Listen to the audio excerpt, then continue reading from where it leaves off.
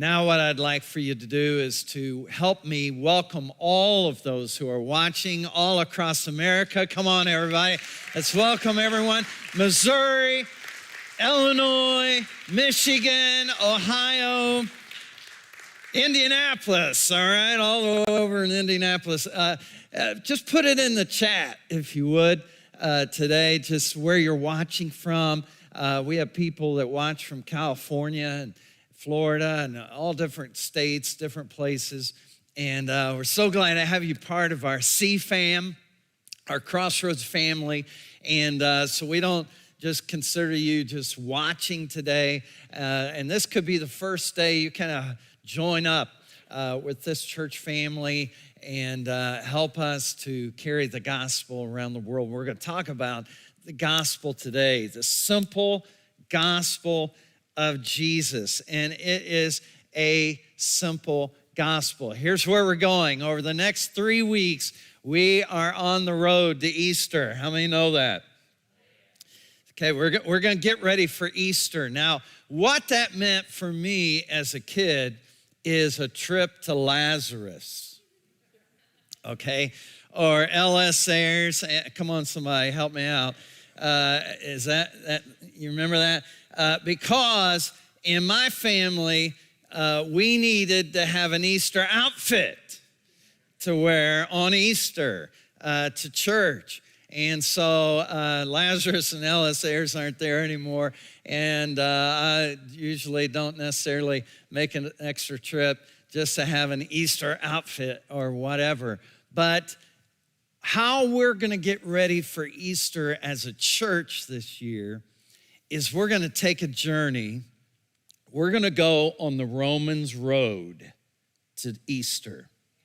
The Romans road to Easter. Now, some of you may be familiar with that terminology already, Romans road. And the reason for it is this, all right, is there's a book in the Bible called Romans, and you can go ahead and find it at this point because we're going to go there and we're going to be there for the next 3 weeks.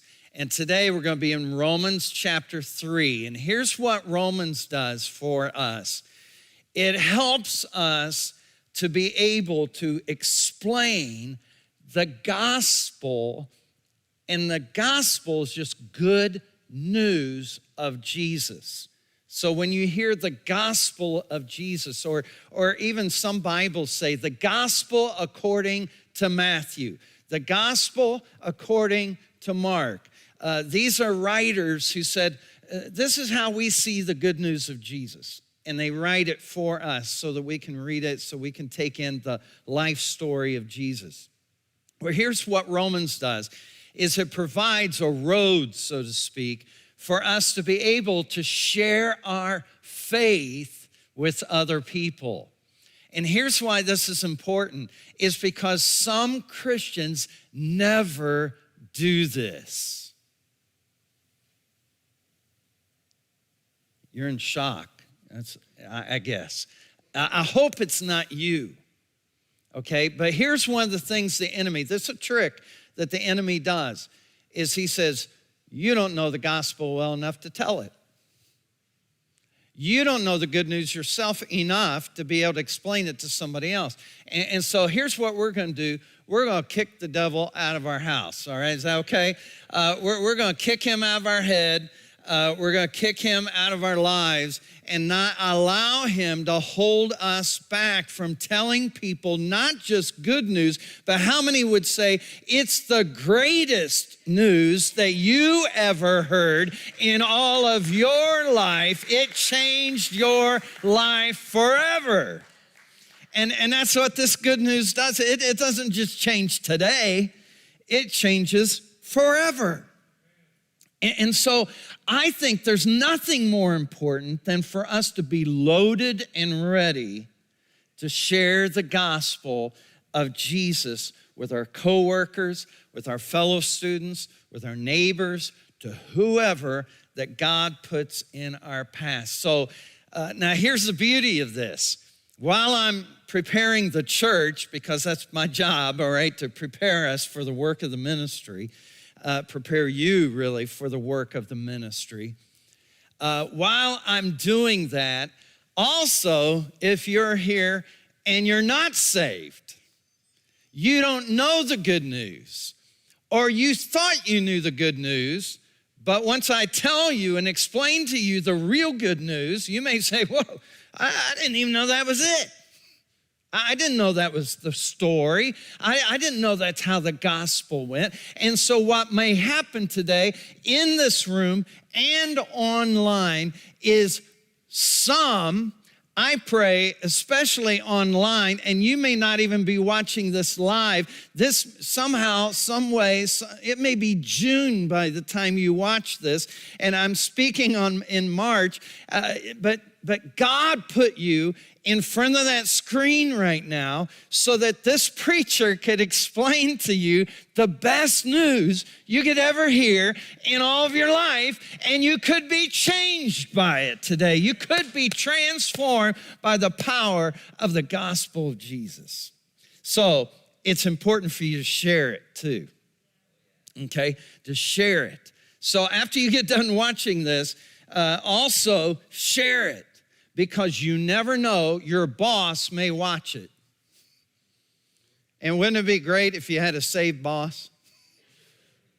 You know, wouldn't it be great if your boss got some demons cast out, you know, and started, you know, some of your friends, maybe some of your relatives, okay? Think about that. You're friends with them on social media, they could be changed by this. All right, here we go.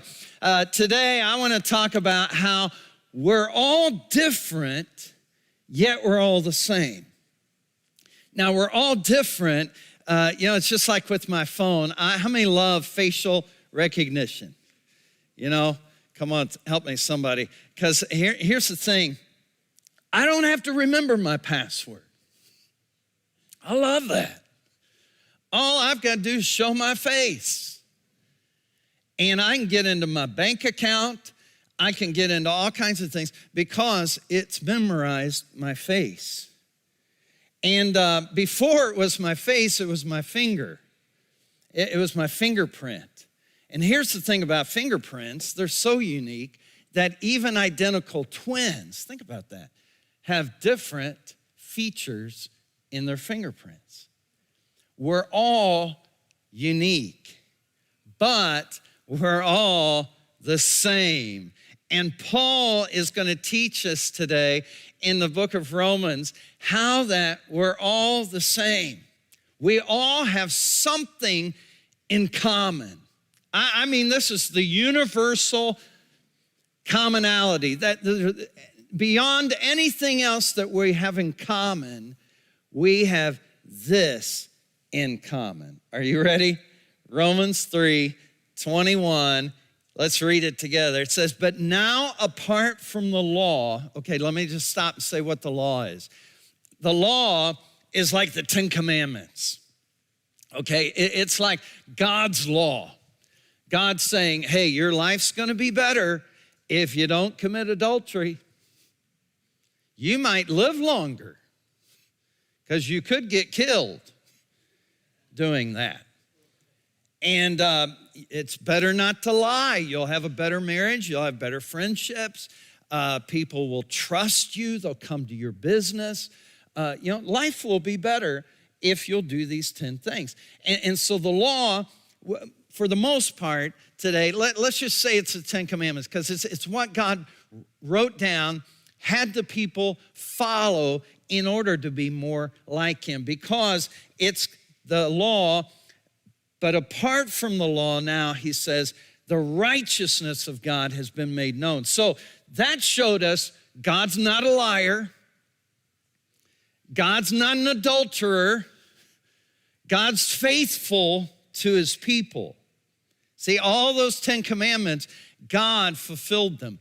And so it was shown to us the righteousness of God through that. But he says, but now there's a new way. There's a new way that God's shown his righteousness, to which the law and prophets, and the prophets are just books in the Bible like Daniel and Joel, and all those prophets that wrote prophecies there. That's what he's talking about. And he says they all testified about a Messiah that would come. This righteousness now is, what is it? It's given. And we'll talk about that next week. The right living with God is given through faith in Jesus Christ to all, everybody say all who believe. There is no difference, okay? We're all the same. We're all the same. And in Paul's day, mostly he was talking to Jew and Gentile. Either you're a Jew or you're a Gentile. And he says, for all have what? Sinned and fall short of the glory of God. Here's how we're all the same. Paul says we've all missed it. We've all lived lives off target. We have all, and in the biblical language, and we'll look at this strongly here today, we've all missed the mark.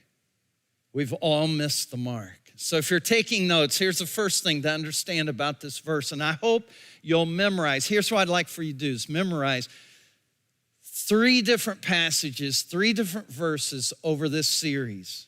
If you'll just learn these 3, and here's the first one, is Romans 3:23, for all have sinned and fall short of the glory of God. That's why you need to come to Jesus, because we're all the same. We've all fallen short. So here's the first thing to write down, is all sin. Okay? We do not have to have sin classes. How many know that? Right? You do not have to teach your children to be selfish. You know, one of the first things kids will learn is mine. That's mine. And so what happens is sin is in our lives. Now, what is sin? Let me give you a definition for what sin is. It is committing an offense.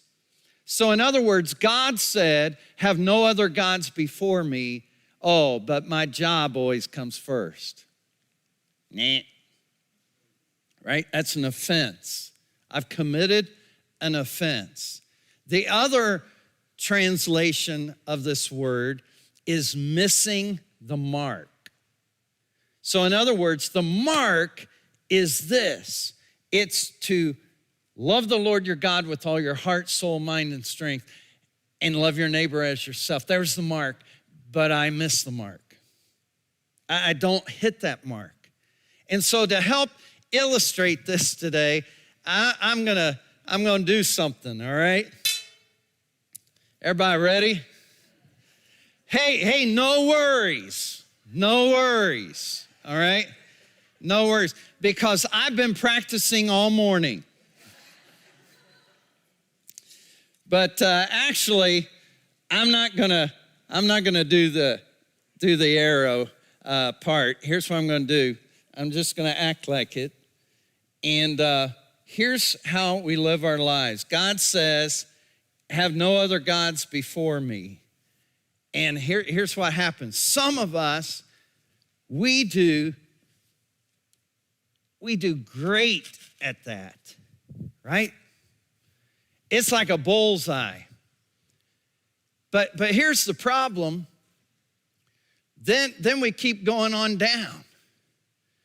And then he says, don't commit adultery. But then Jesus comes along and says, well, let me just tell you where that starts. It starts in your mind. See, that starts in your heart. And so if you lust after a person, because see, some of us are like, well, hey, I've never had an affair. I've never had an affair on my spouse. And Jesus says, well, hold on a minute. Now, have you ever lusted after anybody? And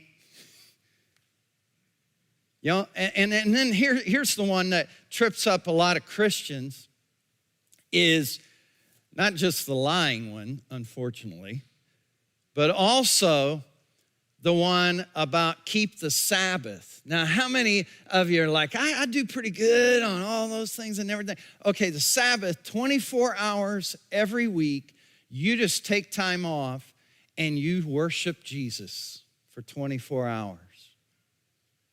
You just go out and sit in his creation on your back patio, sip some coffee, and just say, thank you, Jesus, for coffee. You know, thank you, Lord, for my backyard. Thank you for the sunshine. Thank you for the trees that are coming back to life. Thank you for resurrection life. And you just sit there and you just worship all day. How many break that one every once in a while? Okay, the rest of you just sit and polish your halo, okay? Because that's amazing. But most of us, we trip up. And here's the problem. Let me just get real. Is a lot of us are over here, and some of us, hello? We don't even hit the thing, right? How many are here, you'd be honest enough, say, Craig, there's been at least a time or two in college or yesterday or last week or whatever when I didn't even hit anywhere on the thing. I was way off. And before you think, well, sure, that's a lot of rules and everything, 10 rules and all. Here's what I did think about doing is somebody could come up here and put this on your head today. I don't know how many volunteers I'd have. But here's how this all started. Everybody remember how it started? How it started is God just made one rule. God said, enjoy this whole place. It's amazing. There's animals, there's fish, there's birds, there's all of that. I just want you to enjoy it. And I've made trees, I've made fruit, there's vegetables, there's all kinds of stuff. I want you to just enjoy yourself. Have at it. But there's one. Everybody say one. Just one tree I want you to leave alone. And what happened? Man got focused on the one tree. And to help him out, the enemy comes along and says this, and he says the same thing today. Did God really say that? Did God really say tithe? Did God really say keep the Sabbath? We live in a different culture today. Did God really say, you need to witness to other people? I think that's for people with the gift of evangelism. Anybody ever hear that voice? And the whole point of it is to try to get us to do what we shouldn't do. And what that is sin. Everybody say it with me. Sin. You're not a mistaker. You are a sinner. Because all sin and all fall. Not just Adam and Eve. If you'd have been there, you might have fallen quicker. All right? It might not even have taken as much as it did for them. Boy, it's quiet in here today. Help me out online. Just type it in the chat. All fall. All fall. We all fall down. We all miss the mark. Some miss it further than others, but it doesn't matter how far off target you are. To miss the bullseye is to miss it. And here's what it takes to please a holy God. You have to hit a bullseye every time. Okay? Because otherwise it's sin. So it's not a competition. Some of us look at it like a competition. Well, I'm not as bad as that guy across the street, because he's a total moron, you know? He's a total idiot. He's all jacked up. And I'm not as bad as he is. And so it's not a competition, and it's not a comparison to see how good I am against somebody else. And it's not, let me talk to the churchy people for a moment, it's not categories either. So it's not about, well, my sin's not as bad as that person's sin, because theirs made it on the news. Theirs made it in the paper. No. See, self-righteous people come to God and they say this: God, look what I've done for you. And humble people say, God, look what I've done to you. Big difference. See, all have sinned, all have missed, all have forsaken, all are part of the problem. We're all part of the problem, and no one is the solution. None of us are the solution. Here's why. Second thing to write down is none can reach it. Okay, nobody can hit a bullseye every time. You just can't do it. You're just not good enough. You can't hit a bullseye every time. And how Paul puts it in this verse in Romans 3:23, he says all fall short. And that's an archery term, and it means we all miss it every once in a while. We rush the shot, we get in a hurry, we get flustered, and we say some things we shouldn't have said. You know, we do pretty good most of the time, but then we miss it. We slip up, we miss the mark. And so it's kind of like at the Grand Canyon. Anybody been to the Grand Canyon? All right, pull that picture up for me. It's like this. If we were at the Grand Canyon, let's say we all just made a trip to Arizona, all right? We're all at the Grand Canyon, and the goal is to jump from one side to the other. That's the goal. And let's just say I go first, and I take off running, and I jump, and I go about 10 feet. And then you go next, and you line up, and you run, and you get a bigger running start than I had, and you go out, and you say, I beat him by 2 feet.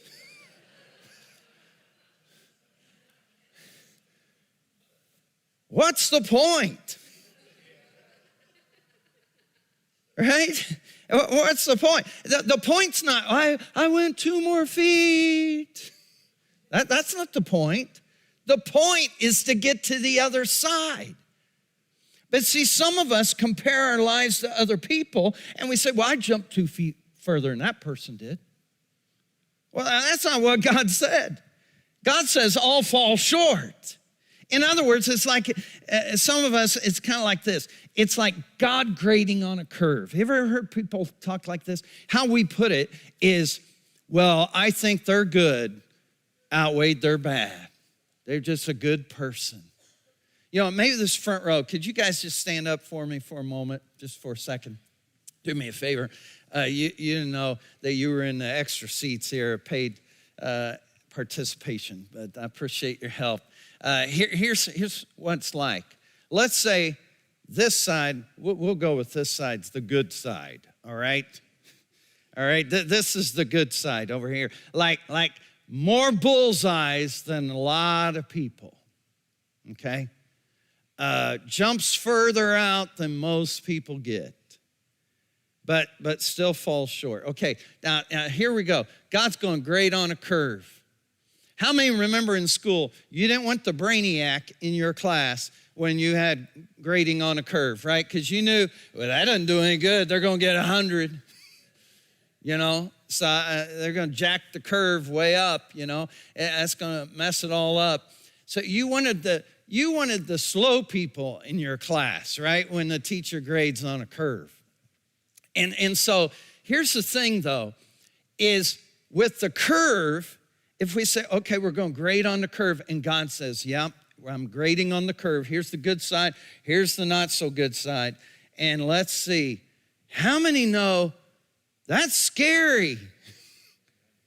Where's the line? And let's just say God says, there, all right? And says, there it is. All right, you're all good. You're all good. And the rest of you, you're not good. Now, imagine standing before God. Go ahead and sit down. Give him a hand. Imagine standing before God. Can you imagine this? Standing before God, and God says, Craig, you were just one good thing short. We were all pulling for you. You know, I mean, the angels were up here singing, and the Holy Spirit was working and everything. And we were hoping you'd do one more good thing before you died, but you didn't. Go to hell. Can you imagine? Doesn't that sound crazy? But that's exactly what people think. People act like, now if you're good enough, but here, let me help you with this. Jesus is on the cross, okay? And Luke records, some of the other writers record that two thieves were on his side, left and right. Luke says one of them was calling down curses, and the other one was calling out for Christ. And the one said, I think you are the one. Would you take me with you into your kingdom? And Jesus said, well, I would, but you need to get baptized. No. Read it in Luke. That's not what he said. He didn't say, well, I would, but you were supposed to join a church. Well, I would, but how can you do enough good things now that you're up here on this cross? You're done, buddy. Wasted all that time. No, listen, here's what your Savior said to that man. Your Savior said to that man, this day you'll be with me in paradise. In other words, you don't have to join the church. You don't have to get baptized. You don't have to have your good outweigh your bad. Listen, here's good news for some of you that are on borrowed time right now. The good news is that it's not because of you, it's because of him that he forgives you, cleanses you, and washes you.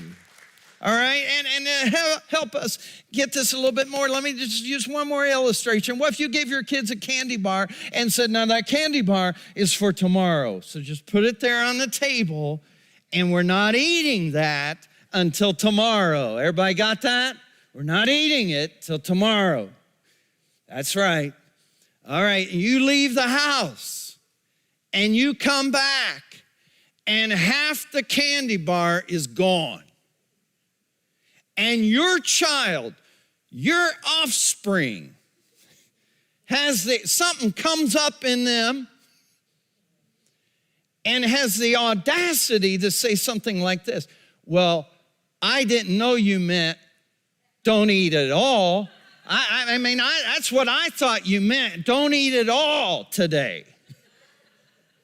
I thought I could eat half today and half tomorrow. How many of you bologna sauce, right? Something else might come out of some of your mouths, all right? But bologna sauce, that is not what I said. You knew good and well, because here's the problem. When they're 16 and curfew's 11, you don't want them to say, I thought you meant 11 a.m. I mean, it's 12:30, but 11 p.m. Okay. Or, I did go to that party, and I know you didn't approve of underage drinking, but I thought you meant don't get drunk. And I didn't get drunk. You don't want that, right? So when that half candy bar, come on parents, when that half candy bar shows up, hey, it's time to call a sinner, right? It's time to say, listen, no, you disobeyed. And here's the thing, when you put law down, here's the thing about the law. The law can diagnose you, but it can't deliver you. Okay, in other words, you can memorize the whole Bible and go to hell. You know, it's like an electrocardiogram. It can't fix your heart. You don't fix a heart by hooking it up to an electrocardiogram. But what it does is it diagnoses it. And it says, well, there's a problem there. But it can't fix it. And the Bible does the same thing. It can't fix your problem, but it'll identify it. It'll identify it, just how bad you are and just how good God is. That's what gets revealed in the Bible. Otherwise, Paul says, here's what happens. We take away from the glory of God. By missing the mark, we discredit the glory of God. But what people try to do is steal God's glory. Well, I'm a good person. Oh, okay, why don't you come up here and we'll sing, Worthy Are You. Worthy are you. Oh, worthy are you. Huh? Doesn't that sound crazy? It's almost like some people think when they get to heaven, God's going to say, oh, whoa, everybody stop. Band, stop. Charlie just came in. Let's all sing to him right now because he's so amazing. He lives so perfect. No, let me tell you something. The reason why we sing How Great Thou Art back in the day or whatever, how great is our God, or all these other songs that have been written, the reason why we sing it up to God is because God is the only one worthy of all praise. Come on, somebody, help me. He's the only one worthy. And here's the other problem. When you think, well, I'm going to hit everything. Oh, I'm going to live this life. Oh, Pastor Craig, I'm going to live perfect. I'm going to do everything I can do to be perfect and all. Boy, that's scary. Because I've known a lot of people who couldn't measure up. They went to church and everybody put on a phony persona. Help me. Acting like they were all that. And everybody acting like, oh, you can live it perfect and all. And so they tried. I'm talking to somebody right now that you tried to live it perfect. You tried. You thought, I'll be able to do it. This time, I'll be able. And you failed. And here's what you did. You walked away from God. Because I can't live it. I can't live it. Here's what I want to say to you right now. Just look at me. I want to say, welcome to the club. Welcome to the club. I can't live it. Listen, if the preacher can't live it, what hope is there for anybody, right? I mean, I'm paid to do this. I'm paid to read the Bible. I'm paid to be up here today. And I'm telling you, I don't hit the target every time, every day of my life. That's why that's why you need Jesus in your life. We need Jesus. Because see, you can't serve enough. You can't get baptized enough. You can get baptized in every church in town and be one wet heathen. All right? You can join every church in town and split hell wide open. The whole point of Romans 3:23 is you're messed up and you need a Savior. You need a Savior. You need someone who will bail you out. And here's the third thing to write down is God did it all. God did it all. To help us with this, let's read the next verse, verse 24. Here's why, because it's a continuation. And here's what Paul goes on to say. And all are justified freely by his grace through the redemption that came by Christ Jesus. Now here's a Bible word for you today, all right? You can look smarter than other people. Justified. Anybody know what justified means? Here's a simple definition. It's just if I'd never sinned. That's what it means. It's like as though I hit a bullseye every time. When God looks down at me and I'm justified through faith in Jesus, he says, there's bullseye Craig. There's my child. There's my son. I don't deserve for him to call me that. Hello? I don't deserve for that. But listen, it's justified, never sin. In other words, here's what God did. God says, hey, quit trying to jump across. Come over here. I built a bridge. I built a bridge. You can get to the other side. You just got to walk this way. Talk this way. No. Walk this way, all right? And here's the thing, is it takes me back to the Exodus story, right? The Exodus story, there was an evil person ruling, Pharaoh, like the devil, over God's people. God's people are oppressed. They are down, they are defeated, and they cry out to God, and God delivers them. God passes over them, and God crushes the enemy, and God marches them out in total victory, crossing the Red Sea like a symbol of crossing over in salvation, and God brings them to the other side. Now, let me ask you a question. What did the people do in all of that? Did they do it? Did they deliver themselves? Did they defeat Pharaoh? Did they make any of that happen? No, they didn't do any of it.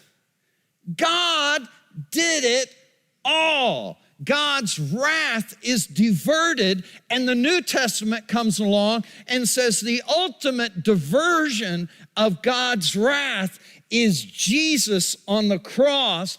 The sky grew black in the middle of the day. The veil was rent in two. The earth shook. The soldier next to Jesus said, that must be the Son of God, because he couldn't imagine what all was happening. And Jesus took his sin, on his body, your sin, my sin, the sin of all time, and died with it there and said, it's finished. It's finished. And here's what he did. He put himself in your place so you could take up residence in his place. That's what he did. It's like him sitting on the throne of judgment and saying to you, guilty as charged. You owe $10,000. Come over here and pay your fine. But then getting off the bench and walking over here and writing a check for $10,000 for you. See, that's how God's wrath and God's mercy works. God says, oh, you deserve hell. You should go to hell. You are no good sinner. You deserve hell. I can't help it. But I am going to help it. I'm going to personally pay the fine. I'm going to personally make it so you are okay. So you are connected with me. I'm going to restore what was lost so that you can be found. That's the reason why Amazing Grace says, I once was lost, but now I'm found. I'm found. He found me. Aren't you glad that he found you? You know, I think, here's what I think. I think when it comes to this is why some people in church shout louder. I think this is why some people sing louder. I think this is why some people go all the way up. Okay, this ain't gonna cut it. You know, this ain't gonna cut it. This isn't gonna do it for me because he's done too much for me. He's saved me. He's delivered me. He wrote my name down in a place where I don't even deserve to go. He's freed me from drugs. He's freed me from sex. He's freed me from all the messed up life, the things I used to seek after and got all messed up in, and all of that muck and mire. He lifted me, the songwriter used to say, from the miry clay and set my feet on solid ground. And I just can't help but praise him. I can't help but maybe bounce up and down. I can't help but clap my hands and give him glory and praise. I just think that's what happens. Let me wrap this up.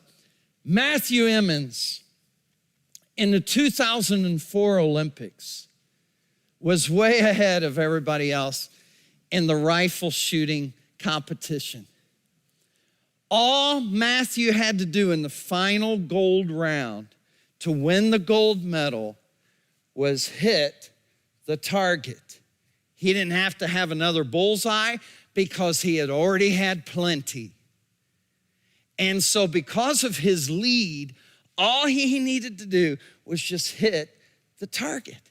And so Matthew gets up there, lowers the rifle, and pulls the trigger. And sure enough, it's a great shot on the wrong target. Somehow, he got confused when he lowered the rifle and got it slightly over into the other lane and hit the target just fine on his opponent's target. He got a 0 and dropped from first place to 8th place and didn't win a medal at all because he was shooting at the wrong target. The rich young ruler is how the Bible refers to this guy, came to Jesus. And he says, hey, Jesus, what's it take to get to heaven? Jesus said, well, you have no other gods before the Lord. You're not going to commit murder. You're not going to commit adultery. You won't steal. And he said, oh, I do all that. I got that down. And Jesus said, well, I think there could be one more thing. Give all your money to the poor and then come follow me. And what's Jesus doing? He's analyzing what target this guy's really shooting at. And I don't know what it is for you. For this guy, it was money. And Jesus talked a lot about money because he knew money can be a big target in our lives. And so for this guy, here's what he did. He went away sad. Listen, some of us are shooting at the wrong target. You're aiming at the wrong target. Oh, if I can just get good enough. Oh, if I just can be whatever. And you're trying to live for other people. You're trying to live for aggrandizement. It's all about you and all those things. Jesus says, no. No, the whole point, you're missing the whole point. Here's the whole point. Pull this up on the screen for me. Here's the whole point, is you are worse than you think. How many would admit that today? You're worse than you think, but he's better than you can imagine. See, that's what Romans 3:23 says. He says, it's terrible. Oh, here's some bad news. You're going to miss heaven by a mile because you got to have a bullseye every single time. And Paul, the guy who wrote this, said, I used to live like that. I was that guy trying to do it. But then I met Jesus. And I'm telling you, here's the bad news, good news. The bad news is you're worse than you think. But the good news is he's better than you can imagine. Today, I believe that God who's better than we can imagine, his grace is enough for every missed arrow, for every missed mark in your life. His grace, I don't care how far, I don't care how many arrows have landed other places, I don't care how many shots have gone wrong, I don't care how many self-inflicted wounds that you've had in your life, I don't care all that. I'm telling you, God's grace is more than enough to cover up every missed shot in your life. Let's pray. Heavenly Father, we thank you today that it's not because of us, but to your name be the glory. To your name be all honor and praise. Maybe you're here today and you'd say, Craig, I realize that I need to be better at telling other people about Jesus. Easter's coming, and it's a great time to encourage other people to come to church, to tune in. And I don't want to miss this opportunity. I'm not fearful for where I'm going to go in eternity, but I am concerned about some of my family. I am concerned about some of my coworkers. I am concerned about some of my friends. So today, maybe by an upraised hand, you'd say, I'm saying to the Lord, help me to help others to find Jesus in their life. If you're like me, will you just raise a hand and say, yeah, that's me today. Heavenly Father, help us all, whether we're online or in this room, to do a better job of sharing the best news anyone could ever hear in all their life. It's terrible news that we're in trouble, but it's awesome news that you built a bridge and that we can go across to the other side. Maybe you're watching today, or maybe you're in this room, and maybe somehow, some way you got confused and you thought it was somehow God's going to grade on a curve. But now you realize how unfair that would be. How uncertain that would be. I hope I'm going to make it. I hope I've done enough. I hope I'm a good enough person to get there. But listen, friend, you don't have to hope. You can know. You can know beyond the shadow of a doubt that you're saved, you're born again, that you're going to heaven.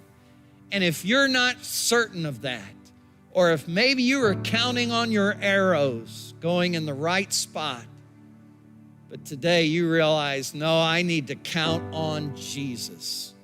I need to count on Jesus as my Savior. Would you just, if you're in the room, just raise your hand. If you say, I need Jesus, I need Jesus. If you're online, just stretch your hand maybe toward the screen right now as an act of faith. I need Jesus. I need a Savior. And listen, just repeat this prayer after me. Everybody pray it, and let's seek God. And in this moment, I believe many people's lives are going to be changed. Say, Dear Heavenly Father, thank you for sending Jesus to die on that cross for me. And just like that guy next to Jesus, I'm crying out for salvation. God, please save me. Make me new. Take away my sin as though I'd never done it. Make me a new creation from this moment forward.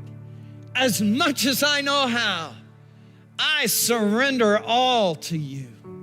Thank you for becoming my Savior and being my Lord. In Jesus' name, amen. Come on now, let's praise God this morning. It's awesome. Listen, God only knows how many people prayed that prayer, not just in this room, but also online today. So again, thank you for sharing it. Thank you for using these cards to reach out. We've got 2 cards today here in person, the Romans Road, all right? So to help you memorize so that you can share faith with others. And then also these invite cards. Here's my challenge, church. Everyone reach one.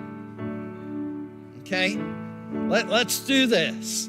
Everyone reach one. And I believe that God's going to use us to make an impact this Easter like never before. Let's stand together as we get ready to worship and get ready to be dismissed from the back to the front.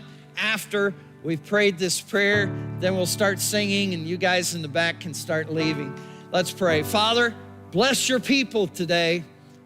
In a world of darkness, in a world where we miss the mark, we thank you that there is a Savior who makes up the difference. There is a Savior.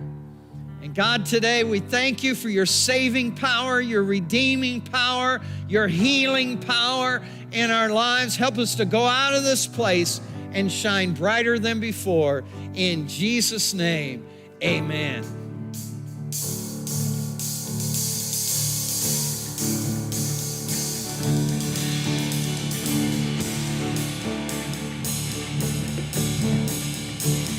I needed rescue, my sin was heavy, but chains break at the weight of your glory.